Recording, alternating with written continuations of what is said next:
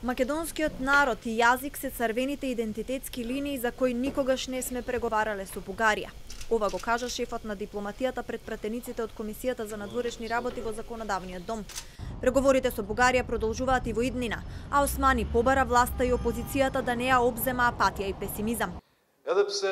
Без разменети бројни документи во форма на предлог меморандуми, нон-пейпер и предлог декларации за враќање на довербата во процесот, без да се предизвика нарушување на идентитетските атрибути на македонскиот народ, македонскиот јазик, како дел од современата актуелност на Република Северна Македонија, и оваа црвена линија не само што никогаш не сме преминале, туку по целосна одговорност, ви тврдам дека за овие прашања никогаш не сме преговарале.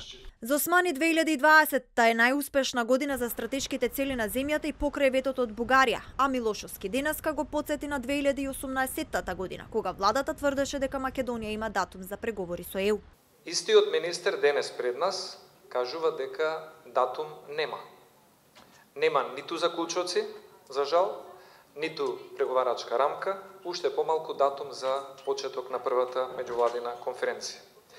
Моето прашање е: кој ја носи политичката одговорност за ваквиот неуспех? Милошовски побара одговор од Османи кои други земји членки на Унијата ја поддржале Бугарија во блокадата, повикувајќи се на изјавата на екс-министерот за надворешни работи на Бугарија Ивајло Кајлфин дека на одредени земји им одговара ветото и ја користат официјална Софија како изговор. И доколку имате детектирано такви земји членки или нашата дипломатска мрежа ви има упатено одредени сознанија, дали планирате, освен посетите на соседството, што се потребни и корисни, да ги посетите тие земји членки?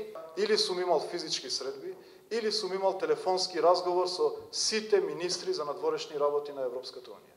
Не сум слушнал забелешка од било кој.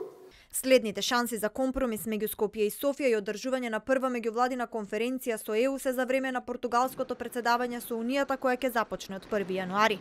Македонија пак се уште чека одговор од Софија за нон-пейперот кој Бучковски му го достави на Борисов.